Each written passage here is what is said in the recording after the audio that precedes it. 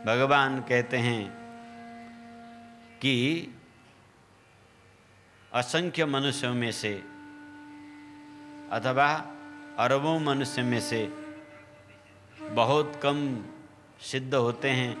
ऐसे हजारों सिद्धों में से कोई एक भक्त होता है और भक्त ही भगवान को तत्वतः जानता है। भगवान उसे कहते हैं जिसमें 6 भाग हो, 6 विशेषताएं हों।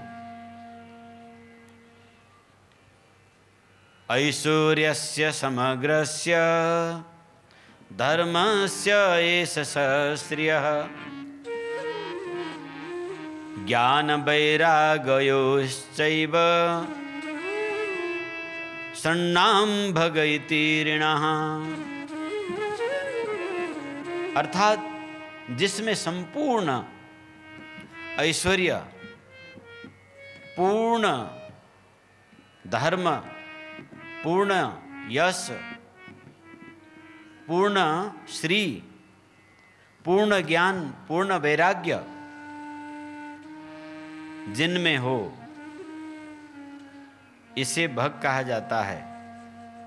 जिसमें ये 6 विशेषताएं हों उन्हें भगवान कहा जाता है।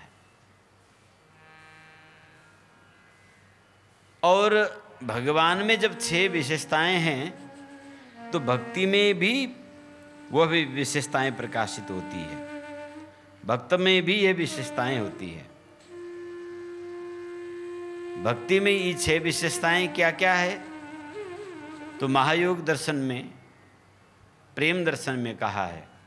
नारद जी कहते हैं गुण रहितम कामना रहितम प्रतिक्षण वर्धमान मविच्छिन्नम सूक्ष्मतर मनुभव स्वरूपम। ये 6 भक्ति की अवस्थाएं हैं। जैसे भगवान में 6 अवस्थाएं हैं, उसी प्रकार भक्ति में भी 6 अवस्थाएं हैं। वो 6 अवस्थाएं क्या क्या है? भक्त में किसी प्रकार का कोई कामना नहीं होता है। हाँ, गुण रहितम, प्रथम गुण रहितम, कामना रहितम, 3 प्रतिक्षण बढ़ने वाला, 4 कभी न टूटने वाला, 5 अत्यंत सूक्ष्म, 6 अनुभव स्वरूप।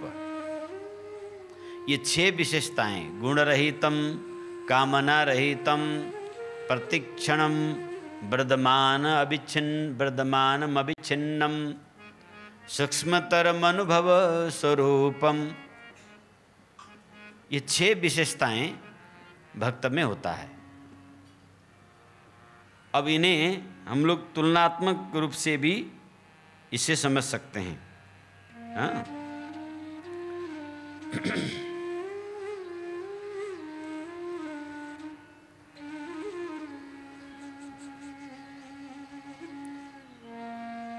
भगवान में ऐश्वर्यस्य समग्रस्य, भगवान में संपूर्ण ऐश्वर्य विद्यमान है। तो भक्त में, भक्त भी उससे कम नहीं है।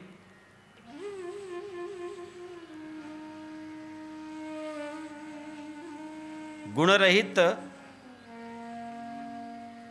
अवस्था भक्त में है।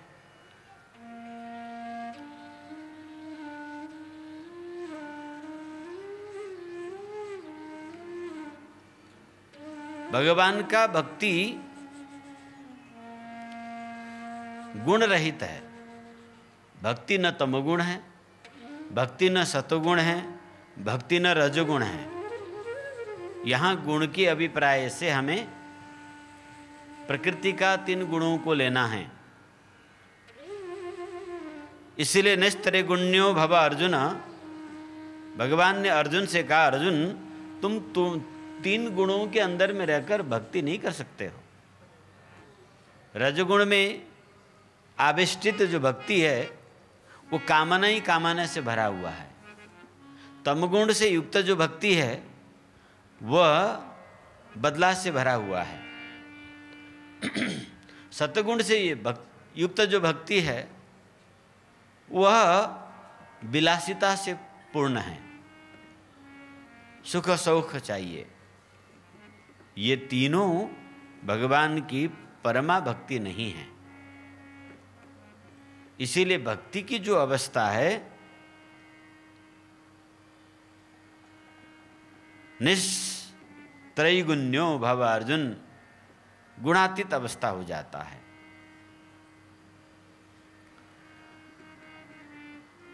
भक्ति स्वयं गुणातीत है, इसीलिए भक्त भी गुण रहित हो जाता है।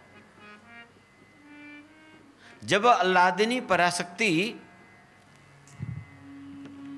श्री गुरु कृपा द्वारा चित्त में प्रस्फुटित होती है, जागृत हो जाती है, तो आह्लादिनी शक्ति के जागृत होने पर परम प्रेम रूपा भक्ति प्रकट होती है। वह परम प्रेमा रूपा भक्ति में 6 विशेषताएं, गुण रहितम अर्थात ईश्वरीय शक्ति गुणों के अंदर तो कार्य करती है। ईश्वरीय शक्ति जो है गुणों के अंदर तो कार्य करती है, परंतु स्वयं गुण के प्रभाव में कभी नहीं रहती, गुण के प्रभाव में कभी नहीं आती।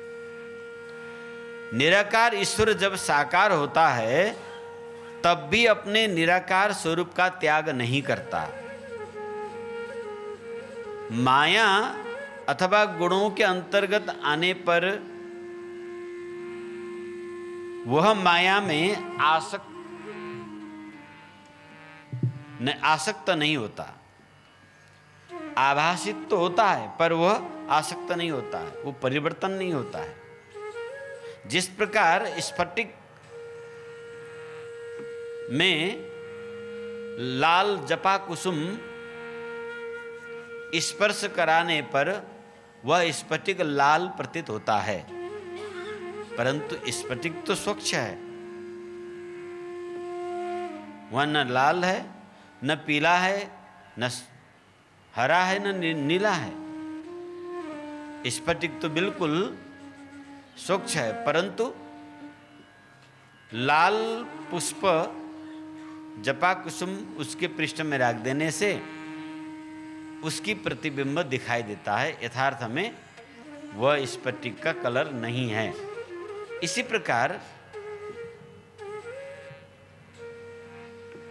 प्रकार जब शक्ति चैतन्य हो जाती है, महायोग साधना के द्वारा शक्ति जब चैतन्य हो जाती है तो गुण रहित ही है शक्ति। वह शक्ति जो परम शक्ति है, जो परा आह्लादिनी शक्ति जो भक्ति है, वो गुण रहित है, परंतु कभी कभी चित्त के संस्कार अनुरूप दिखाई देता है, उसमें प्रभावित नहीं होता है। केवल वो गुणों के संयोग से है। वह शक्ति जब गुरु कृपा से चित्त साधक के अंदर जागृत होती है तो साधक कर्मश ज्यों-ज्यों उसकी नाम जप की अभ्यास बढ़ना शुरू हो जाता है, नाम जप की तीव्रता जिस क्रम से होने लग जाता है, उसी क्रम में गुणों पर विजय प्राप्त होना शुरू हो जाता है। ध्यान दीजिए मेरे बातों को। आज वर्तमान में हम सब तमोगुण में बंधे हुए हैं। रजोगुण तमोगुण दोनों के बंधन में भयंकर रूप से फंसे हुए हैं। तमोगुण की मात्रा पूरा है, रजोगुण स्वल्प है, सतोगुण है ही नहीं। वर्तमान मनुष्य की स्थिति क्या है? तमोगुण ही तमोगुण से युक्त है, कैसे जानेंगे तमोगुण से युक्त है समाज? क्योंकि तमोगुण का ही कारण तो है जो भगवान के सत्संग में रुचि नहीं होता है। तमोगुण के ही कारण है संत गुरु पसंद नहीं आते हैं। तमोगुण के ही कारण है संत गुरु गुरु भी लड़ाई करते रहते हैं। तमोगुण के ही कारण है कि ये भी ठग रहा है पंडित, मैं भी ठग रहा हूँ, उससे मैं थोड़ा कम हूँ। हाँ, ये तमोगुण रजोगुण के कारण है। एक साधु दूसरे साधु को मानने को तैयार नहीं, एक पंडित दूसरे पंडित को मानने को तैयार नहीं, एक साधक दूसरे साधक को मानने को तैयार नहीं, एक साधक दूसरे साधक को निंदा करने में तत्पर है, एक साधु दूसरे साधु को निंदा करने में तत्पर है, एक साधु दूसरे साधु को भक्त चोरने में तत्पर है, दूसरा साधु दूसरे को रोकने में तत्पर है। अरे वह नारायण थान मत जाना। हाँ, कोई कोई सीधे ही कह देते हैं, वहाँ फंसा देंगे। वहाँ ज्योतिषी भी वहीं रखा है, चीना भी देखते हैं, वहाँ सारा कर्मकांड हो जाता है। ग्रह शांति भी हो जाती है, नाग शांति भी हो जाती है, दोष शांति भी हो जाती है। रुद्राभिषेक भी वहीं रखा हुआ है, झाड़ फूक भी वहीं है, और साधना भी वहीं है, योग भी वहीं है, ध्यान भी वहीं है। कहीं हमारे लोकल साधक न फंस जाएं, वहाँ जाने के बाद फंस जाएंगे, चेले बन जाएंगे उधर। तो धार्मिक संगठन संचालक करता अपने सदस्यों को प्रतिबंध लगा देते हैं कि सुबह इतने बजे से इतने बजे अनिवार्य उपस्थित होना है, नहीं तो सदस्यता से निकाले जाओगे। ये क्या है? तमोगुण। होना क्या चाहिए कि हम कितने संस्कार दे पा रहे हैं, हम कितना इनकी कल्याण का कार्य सिद्ध कर पा रहे हैं। कहीं हमसे अधिक किसी महापुरुष के द्वारा हो तो इनकी कल्याण हो, ये भावना होना चाहिए। हम लोग क्यों आपको बड़े बड़े संतों से मिलाते हैं? हो सकता है हमारी आशीर्वाद तुम्हें श्रद्धा न जच रही हो, काम न कर रहा हो, तो कोई योग्य संत आपके सामने हम खड़ा कर दें तो आपका भला हो। इसीलिए कभी रामायण के बहाने, कभी भागवत के बहाने, कभी विनय पत्रिका के बहाने गिने चुने विशिष्ट संतों को हम बुलाते हैं। उनकी वाणी से, उनकी सत्संग से आपके अंदर अनुग्रह हो जाए, कृपा जागे और आपकी जीवन कल्याण हो, ये होना चाहिए। आज से 30-35 वर्ष पहले तब नया नया भारत के 4 बड़े शहरों में मोबाइल फोन चालू हुआ। उस समय हमें एक भक्त ने एंटीनल वाला इतना लंबा पैनासोनिक फोन गिफ्ट किया। तो एक दिन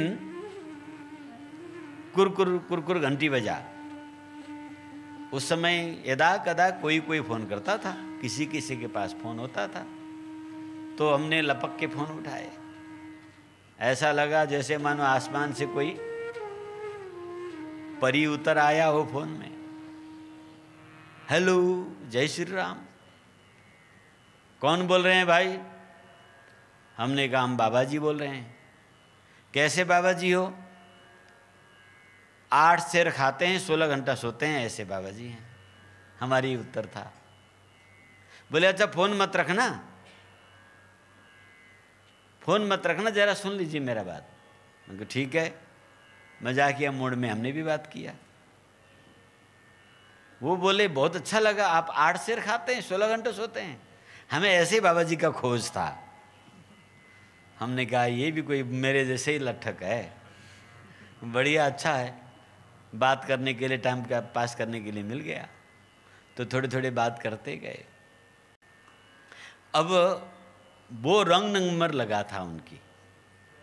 उन्होंने फ़ोन तो किसी को किया था, पर वो मेरे पास आया। रंग नंबर के कारण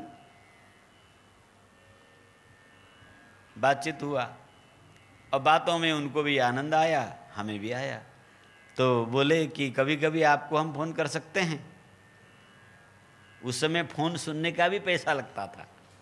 हाँ, हमने कहा तुम्हारे बाप ने मेरे फ़ोन में बैलेंस डाला है जो तुम्हारे फ़ोन रिसीव करो। बोले बाप तो है ही नहीं, क्या डालेगा, मैं डाल देता हूँ। ऐसे बड़ा मधुर मिठास बातें हुई, कभी कभी बात होने लगा। 2 साल तक उनसे केवल फ़ोन में बात होता रहा। वो मिलने के लिए खूब प्रयास करते रहे। बाद में पता चला बड़ा आदमी है, बहुत बड़ा सेठ है। हाँ, बड़े बड़े संतों को, शंकराचार्यों को, इन विभूतियों को सेवा करते हैं वो। उनकी इच्छा रही कि वो जहाँ जहाँ तीर्थों में, धामों में बड़े से बड़े संत हों, दिव्य से दिव्य संत हों, भजन करने वाले संतों को सेवा करें, ऐसा उनकी इच्छा रहा। तो उनकी भाव हमें समझ में आया। हमसे मिलने के लिए वो खूब प्रयास करते रहे, पर हमने कहा भाई देखो, हम तो लड़के बच्चे हैं, तुम बड़े आदमी हो, बातों से तुम्हें अच्छा लग रहा है, मिलोगे तो तुम कहोगे अरे बच्चा है, तो तुम्हारी श्रद्धा बिगड़ जाएगी, इसीलिए मिलो मत। दूसरा, हम एक जगह रहते नहीं, हमारे न कोई आश्रम है न कहीं आसन है, फक्कड़ रहते थे जैसे महाराज जी हैं। गए, खुले में आसन लगाए, वहीं बैठे। हमने कई बार कहा महाराज जी को कमरे में लगा लीजिए। बोले यहाँ राम जी की हवा चल रही है, आनंद आ रहा है, उनको खुले में देखो, साधु क्या मस्ती के होते हैं। हाँ, तो भाई एक दिन उनको पता चला कि हम राजस्थान उदयपुर में थे। संयोग से फ़ोन किसी और ने उठाया। बोले महाराज जी इस समय कहाँ हैं आप, जरा बताएंगे। बोले उदयपुर में। कहाँ पर, ये एड्रेस। कुछ घंटे के अंदर चार्टर्ड फ्लाइट लेकर बॉम्बे से वो उदयपुर ही आ गए। और हम किसी कार्य से भीतर से निकल के बाहर जा रहे थे। एक हाथ में बिटकेस लिया हुआ एक सेठ जी झुक के प्रणाम कर रहे हैं, पहली बार मिल रहे हैं। आवाज़ जैसे उन्होंने प्रणाम का बोला तो आवाज़ जानी पहचानी से, पर चेहरा हम नहीं जानते रहे। हमने पूछा आप कौन हैं। बोले वही हैं। बोले वही हैं जो आपको 2 साल से फ़ोन में परेशान करता रहा। और हमने कहा ओढ़ के कफन मजार में चैन से सोया था। हाँ, न जाने किसने पता बता दिया, यहाँ भी सताने आ गया। तो बड़े जोर से हंसे और पहला मिलन वहाँ शुरू हुआ। उसके बाद वो आत्मीयता आज भी इतनी गहरी है। अब तो बूढ़े हो गए हैं, हाँ, पर उनकी मन जवान है। अपनी कमाई के 25-30% वो संत सेवा में लगाते हैं। तो मेरे साथ वो चित्रकूट गए, बद्रीनाथ गए, हरिद्वार, अयोध्या, वृंदावन, और जहाँ जहाँ भजन करने वाले एक से एक उत्कृष्ट संत महात्मा मिलते थे, वहाँ वो सेवा करते थे। चित्रकूट में भी हम लोग कई बार जो हैं टाटी घाट वगैरह इधर रहने वाले संतों को पैकेज बनाकर सारे पूजा की सामग्री, भोजन की सामग्री, वस्त्र, ये सभी का 6-6 महीना संतों को हो जाए, इतनी बड़ी बड़ी पैकेट बना के बढ़िया गाय का घी, बासमती चावल, चाय, चीनी, चना जो साधु को चाहिए, अगरबत्ती वगैरह वगैरह, ये सब पैकिंग बना बना के जहाँ जहाँ संत भजन करते हैं, जहाँ गाड़ी नहीं जाती, ऐसे ऐसे बिकट जगहों में पिट्ठू पर लाद कर, नेपाली में भरिया कहते हैं ना, हाँ,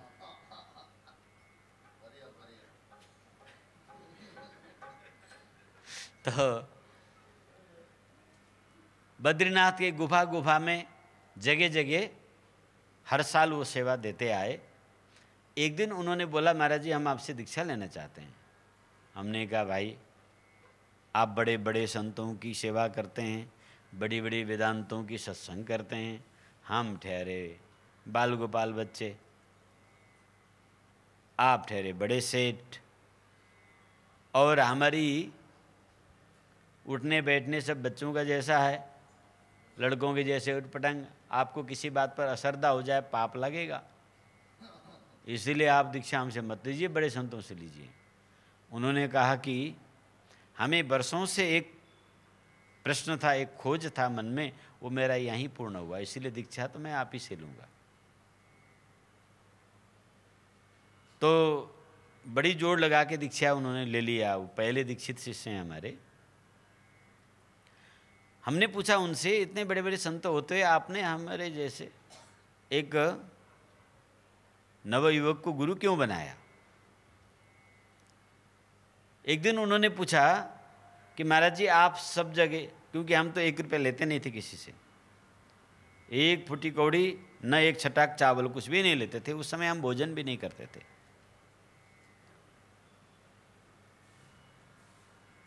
थैले में 2 जोड़ी से ज़्यादा कपड़े रखना नहीं, रामायण की गुटका, माला जोली और ठाकुर जी के आचमनी पंचपात्र बस, और एक बोरी में लपेटा हुआ कंबल, इतना ही रखते थे। जहाँ जाते उसको लेके चलते थे, बांध के चलते थे। शरीर में पूरा खरानी घस के रहते थे, बबूती लगा के, जटाजूट। क्यों महाराज जी? हाँ, ये जानते हैं। तो कुछ लेते नहीं थे। तो उन्होंने कहा कि महाराज जी हरिद्वार में 8-10 एकड़ जमीन लेके एक आश्रम बनाते हैं। मैंने कहा ये ईंट पत्थर का काम हमें नहीं करना है, नहीं चाहिए। बोले वृंदावन में लेते हैं, नहीं, मना कर दिए। एक दिन उन्होंने कहा कि आप अपने चेले को बड़े बड़े संतों के पास भेजते हो, वहाँ जाओ, उनको सेवा करो, उनको दक्षिणा दो। आपको ये नहीं लगता कि आपका चेला कोई पटा लेगा, कोई खोस लेगा? तो हमने कहा कि मेरा चेला होगा 10 लात मारूंगा तो भी कहीं नहीं जाएगा। हाँ, अब मेरा चेला नहीं होगा, ठेला होगा तो ससुरा भाग जाएगा। हमें क्या घाटा है? आए वेलकम, गए वेलकम, नो प्रॉब्लम। इतना वो खुश हुए, इतना खुश हुए।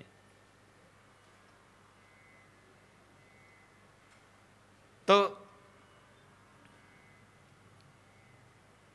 हमारी लक्ष्य, हमारी इच्छा ये रहता है कि हमसे बड़े संत हमारे भक्तों पर कृपा करें, हमसे बड़े विद्वान उनमें उन्हें सत्संग दें।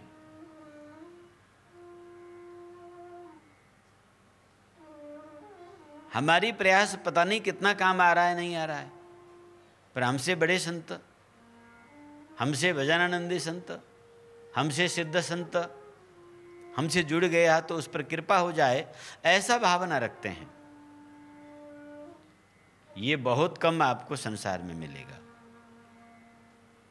यहाँ चेला फोड़ने की, चेला तोड़ने की, चेला खींचने की, चेला भड़काने की, चेला को भ्रमित करने की, चेला को निंदा करने के कार्य में धार्मिक लोग लगे रहते हैं।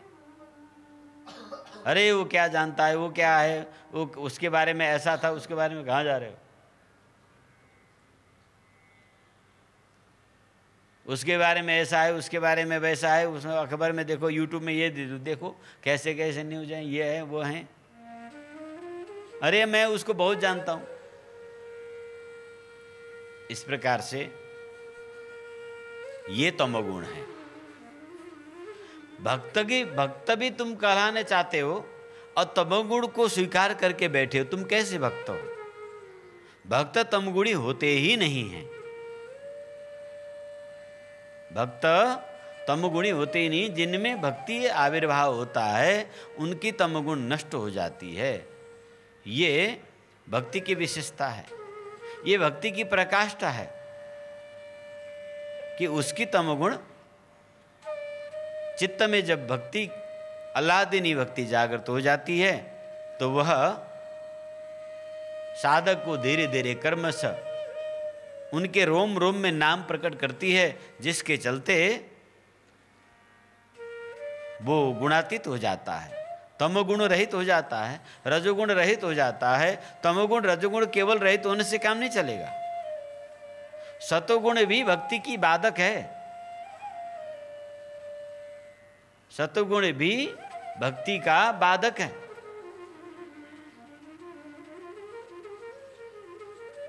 उससे भी आगे भक्ति महारानी है, क्योंकि भक्ति अलौकिक है, अल्लादिनी है। भक्ति की जो शक्ति है वो संसारिक नहीं है, गुण बेष्टित नहीं है। भक्ति दुर्गा नहीं है, भक्ति लक्ष्मी नहीं है, भक्ति सरस्वती भी नहीं है, भक्ति काली भी नहीं है। क्योंकि काली तमोगुणी है, दुर्गा रजोगुणी है, लक्ष्मी सरस्वती सतोगुणी है। तो उस पराभक्ति को, उस चित्त शक्ति जो गुरु कृपा द्वारा शक्तिपात जो होता है, वह शक्ति कोई देवी नहीं है। ये योगिनी भी नहीं है, ये अप्सराएं किन्नरी भी नहीं है, ये त्रिदेवियों में से कोई नहीं है, न 10 महाविद्याएं हैं, न काली, न दुर्गा, न लक्ष्मी, न सरस्वती, न छिन्नमस्ता, न बगलामुखी। क्योंकि ये सब गुणवेष्टित हैं, ये सब संसार को देने वाले हैं, संसार में जीव को बांधने वाले हैं। इनके उपासना करोगे तो तुम्हें क्षणिक संसारिक सिद्धि मिलेगा, अंतत गत्वा फिर 84 लाख योनि में भ्रमण करना पड़ेगा। तभी तो गागरोनगढ़ के महाराजा छत्रपति राजा के यहाँ संतों की जमात पहुंचा। संतों ने देखा राजा देवी का बहुत बड़ा भक्त है, धूमधाम से प्रतिदिन देवी को 56 भोग लगाकर राजसोपचार से पूजा करते थे। संतों ने आपस में चर्चा किया, वाह भाई वाह, राजा की भक्ति तो माननी पड़ेगी, पर यह भक्ति भगवान के लिए होता तो इस राजा का इसी जन्म में मुक्ति मिल जाती। ये जब राजा के कान में खबर पहुंचा तो राजा चकित हो गए, बोले क्या दुर्गा मुक्ति नहीं दे सकती, दुर्गा भक्ति नहीं दे सकती? संतों के पास आए राजा, संत घबरा गए, राजा है कुछ भी कर सकता है, उसके हाथ में शासन प्रशासन है। फिर भी संतों से उन्होंने पूछा कि महाराज क्या दुर्गा हमें भक्ति नहीं दे सकती, दुर्गा हमें मुक्ति नहीं दे सकती है? संतों ने कहा, राजन आपसे दुर्गा स्वयं बात करती हैं। राजा की स्थिति क्या था, माँ भगवती दुर्गा जी राजा से बात करती थी, चौपट खेलती थी बैठ के। तो संतों ने कहा, ये हमसे जानने के बजाय आप माता से ही क्यों नहीं पूछ लेते हैं? तो राजा ने कहा, ये भी उचित है। तो नवदुर्गा का समय आ रहा था। नवदुर्गा में, हर नवदुर्गा में स्वयं साक्षात परम्बा भगवती दुर्गा जी राजा के साथ बैठ के चौपट खेलती थी। तो माँ भगवती आई, रिझाकर उन्होंने, माँ एक बात पूछना है आपसे। माँ ने कहा, पूछो वत्स, क्या आप हमें मुक्ति, भक्ति और मुक्ति दे सकती हैं? देवी ने कहा, बेटा मैं मुक्ति नहीं दे सकती। राजा चौंक गया, चकित हो गया। हालांकि देवी भागवत दुर्गा सप्तशती में भक्ति मुक्ति प्रदे देवी सर्वोपरि कहा है, वहां रजोगुणी देवी के लिए नहीं कहा है, उस दुर्गा के दुर्गत्व के लिए कहा गया है, उस परम सत्ता के लिए कहा गया है। तो राजा चकित हो गए, बोले तो माँ मेरी भक्ति और मुक्ति कैसे मुझे मिले? मैं तो इसी के लिए आपका उपासना करता हूं। माँ बोली कि तुम्हारी उपासना व्यर्थ नहीं जाएगा पुत्र, जाओ, काशी में स्वामी रामानंदाचार्य जी हैं, साक्षात भगवान के अवतार। यदि वो कृपा करें तो तुम्हें भक्ति मिल सकती है, और तुम्हें भक्ति मिल जाने पर मुक्ति तो उस भक्त की दासी हो जाती है। 17 बार तक आचार्य श्री के दर्शन के लिए राजा काशी पैदल गागरोनगढ़ से 1200 किलोमीटर की दूरी पार पैदल करते रहे। 17वीं बार में आचार्य ने उन्हें आज्ञा दिया। बाद में उन्हें अपना शिष्य बनाया। उन्हीं का नाम है पीपाचार्य जी। भगवान के महान भक्त हुए 12 महाभागवतों में से एक हैं पीपाचार्य जी।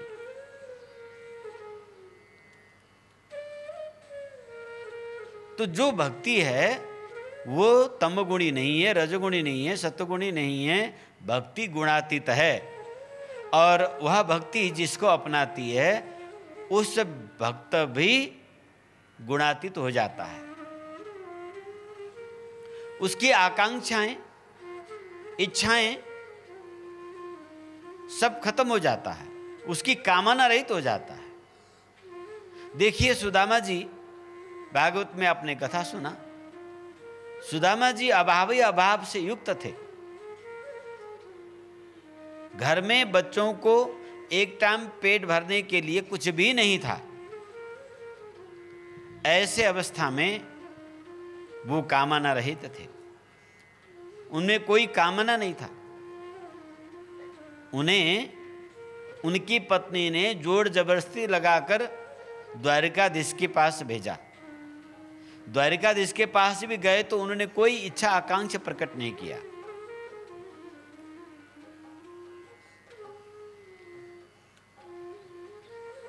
तो कोई इच्छा, कोई आकांक्षा प्रकट नहीं किया।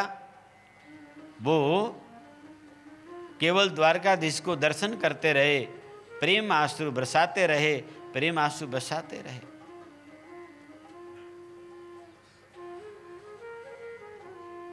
ये क्या है? कामना रहित। तो प्रभु की भक्ति कामना को नष्ट करने वाली है, कामना को पूर्ण करने वाली है। भक्ति प्राप्त साधक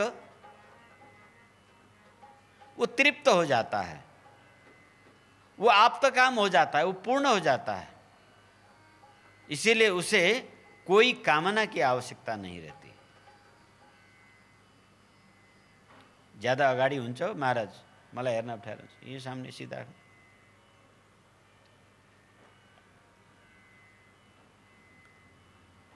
बोलिए सियावर रामचंद्र भगवान की। तो परम प्रेम रूपा भक्ति प्राप्त होने पर चैतन्य शक्ति जगत में अपने द्वारा निर्मित प्रसारित विषय को, उन संपत्ति को समेट लेती है। बात ध्यान देकर सुनना, समझना। वह शक्ति संसारमुखी जब होती है तब वह रजोगुणा है, तब वो तमोगुणा है, तब वो सतोगुणा है। समझे कि नहीं? संसाराभिमुखी अवस्था में वह शक्ति संसार में प्रसव प्रक्रिया में सृष्टि करती रहती है, वो फैलाती रहती है वृत्तियों को।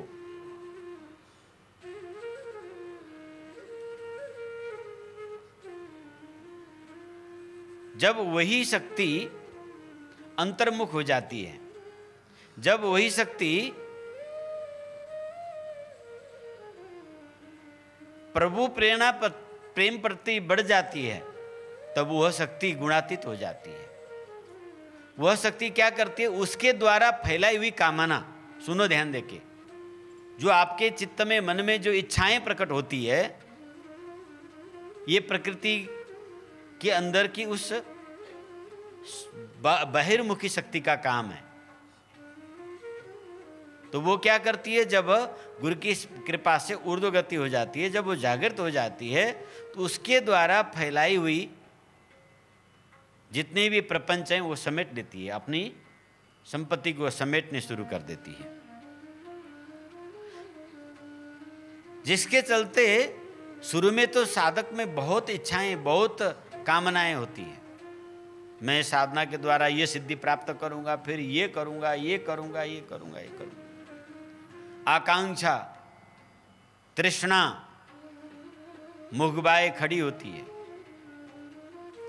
पर जब भक्ति जागृत हो जाती है तो उसकी इच्छाएं जगत के ओर बढ़ने के बजाय समेटना शुरू हो जाता है। जैसे कछुआ अपने शरीर को समेटकर अपने खप्पर के अंदर घुस जाता है, उसी प्रकार से सारी प्रकृति को वो चित्त के द्वारा समाप्त कर देती है। भक्ति का तीसरा विशेषता क्या है? प्रतिक्षण वर्धमान। प्रत्येक क्षण जब आह्लादनी शक्ति जागृत हो जाती है तो क्रियाओं के माध्यम से शारीरिक, मानसिक आह्लाद वृद्धि होना शुरू हो जाता है। प्रत्येक क्षण ज्यों-ज्यों साधक साधना की अभ्यास, सत्संग की अभ्यास में निरंतर रहता है, दिन प्रतिदिन, क्षण प्रति क्षण उसमें उस भक्ति की गुण प्रकाशित होने लग जाता है। वो निरंतर प्रतिक्षण वर्धमानम बढ़ना शुरू हो जाता है। इसलिए आलस्य नहीं करना चाहिए साधक को, प्रमाद नहीं करना चाहिए। ये नहीं सोचना चाहिए कि हाँ 5 दिन 7 दिन 10 दिन हम साधना में बैठ गए, क्या हुआ, कुछ भी नहीं हुआ, ऐसे तुलना नहीं करना चाहिए।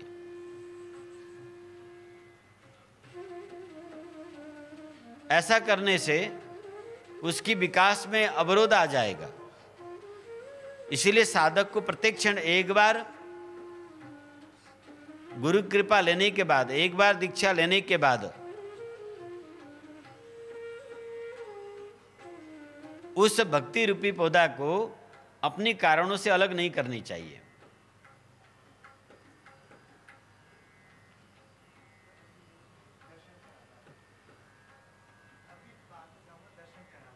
अच्छा, तो बिना मेरे मत जाना। हाँ, बोलिए लक्ष्मी नारायण भगवान की।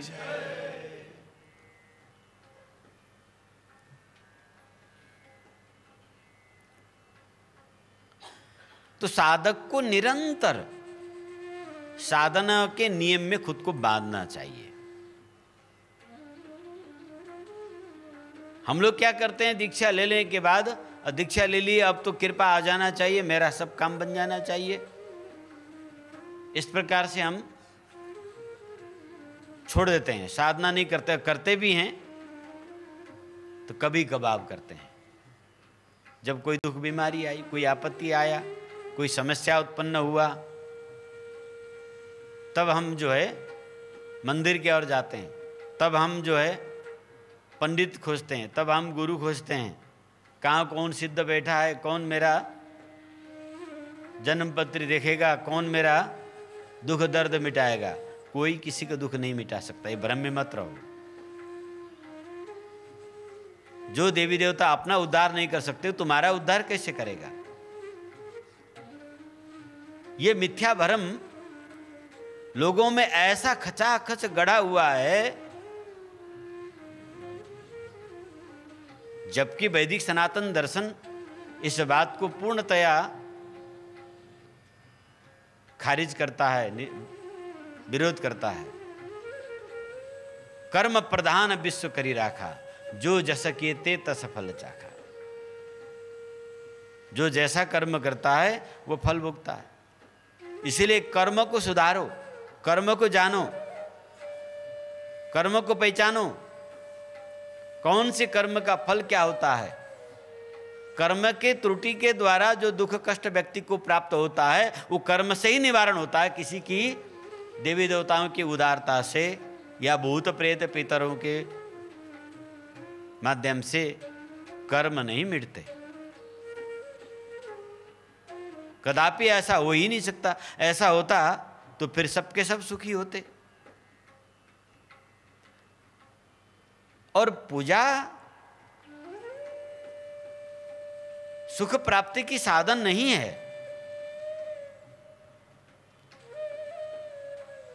पूजा बड़ों के प्रति, आदरणीय जनों के प्रति किए जाने वाला एक सत्कार है। वो हमारी संस्कार है, हमारी कर्तव्य है, हमारी संस्कृति है।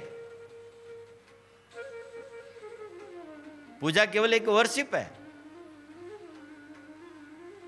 हम संस्कारी लोग हैं। हमारी संस्कार बड़ों को, दूसरों को आदर देना, सम्मान देना, प्यार देना, स्नेह देना, ये हमारी संस्कार है। पूजा में होता क्या है? अर्घ्य, पाद्य, आचमन, मधुपर्क, स्नान, वस्त्र, श्रृंगार, आरती, स्तुति, ये पूजा। इसको आप कैसे जानेंगे? घर में हम किसी मेहमान को बुलाते हैं, कोई अतिथि आते हैं, तो अर्घ्य का मतलब, पाद्य का मतलब चरण धोना। उनको बाथरूम दिखा दो या खुद जाके धो लो। पहले हमारी संस्कार क्या थी? अतिथि आए, उनको पिड़का पर बिठाया और तसला लेके गए, उस पर पैर रखे, पैर धो दिए, हाथ धो दिए, मुँह कुल्ला करने के लिए पानी दे देते थे। माता पिता या गुरुजन आते तो स्वयं चरण पखारते थे, और अन्य अतिथि आए लोटा में पानी दे देते थे, तो आंगन के डिल में जाके वो हाथ पैर धो लेते, मुँह कुल्ला करके, तब घर के अंदर आते थे। और घर के अंदर आते ही पंथ श्रम को मिटाने के लिए सबसे पहले कुछ खिलाना होता है। तो आजकल प्रथा चला है चाय कॉफी का, तो चाय कॉफी पिला देना। तो उस समय मधुपर्क खिलाया जाता है। मधुपर्क 3 चीज मिलाकर बनता है: घृत, मह और दूध। ये तीनों, शहद और दूध, दूध डबल, आधा शहद आधा घी, ये तीनों मिला के फिट के दिया जाए किसी को भी, तो उसकी तत्काल शरीर में एनर्जी प्राप्त करता है, थकान दूर हो जाता है, इम्यूनिटी बढ़ जाता है, चित्त प्रसन्न हो जाता है। उसको कहते हैं मधुपर्क। बहुत पावरफुल होता है। खुद भी खा लो कभी कभी, जब थकान हो जाए तो दूध के आधा,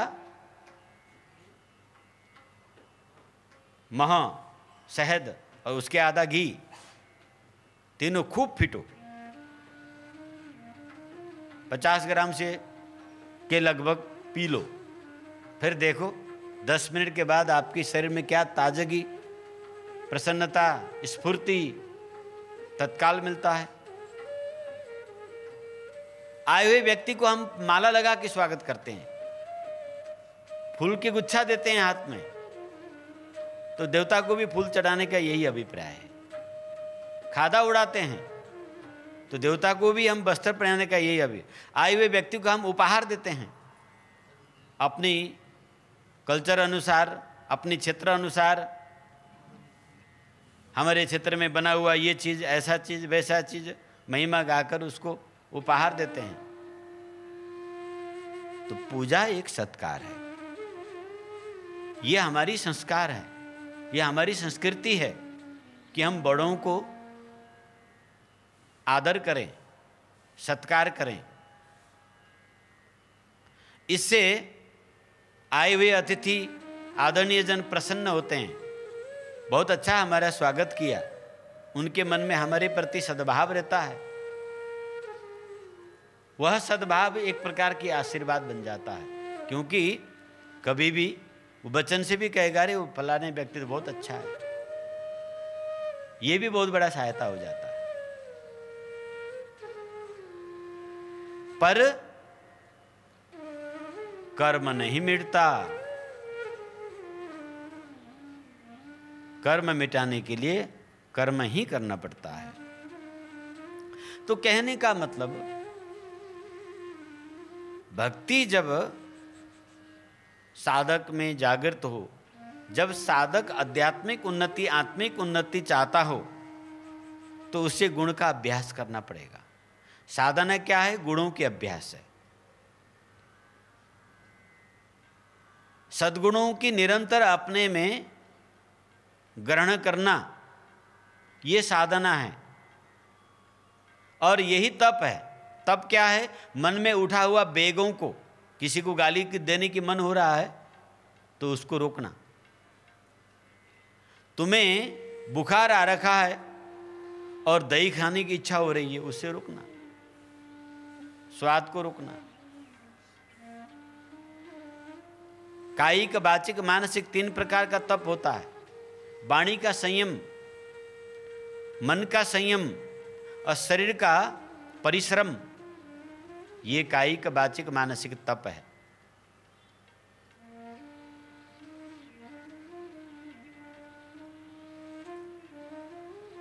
ये खुद के लिए है। जितना हम परिश्रमशील होंगे, जितनी हम सादगी जीवन प्रकृति के साथ मिलकर चलेंगे, उतनी हम सर्दी गर्मी को सहन कर सकेंगे। सुविधा भोगी व्यक्ति हो जाता है तो असहनशील हो जाता है, उसकी शरीर आदि हो जाती है, उसको हर समय सुविधा ही सुविधा चाहिए। और सुविधा न मिलने पर वो दुखी हो जाता है। और सुविधा पाने के लिए जब उसकी सीधी परिश्रम काम नहीं आता है तो चालाकी करने लगता है, वो झूठ बोलता है, कपट करता है, भ्रष्टाचारी करता है। शॉर्टकट से धन अर्जन करना और उस धन से सुविधा एकत्रित करने के लक्ष्य में वो जुड़ जाता है। पाप का कारण यही है। इसलिए हमें हमारी जीवन सादगी होना चाहिए। पवित्र भोजन, उच्च विचार, सादा भेष, ये जरूरी है। ये तप है। इन सब आचरणों से आत्मोन्नति होता है। इन सब आचरणों से बौद्धिक स्थिति बढ़ जाता है, बुद्धि कुशाग्र हो जाता है, विवेक प्रधान बुद्धि हो जाता है। दीक्षा ले लिया और हमें ऊपर से ज्ञान घुस गया और मैं निरोग बन गया, अब मैं जो चाहूं वो काम हो जाए, ऐसा नहीं होता है। जिस समय आप आध्यात्मिक गुरु आचार्य के सानिध्य में पहुंचकर दीक्षा लेते हो तो आप अध्यात्म विद्यालय में अपने आप को भर्ती कर लिया है। कुर्सी में खाली सर, गुरु बंधु की बहन।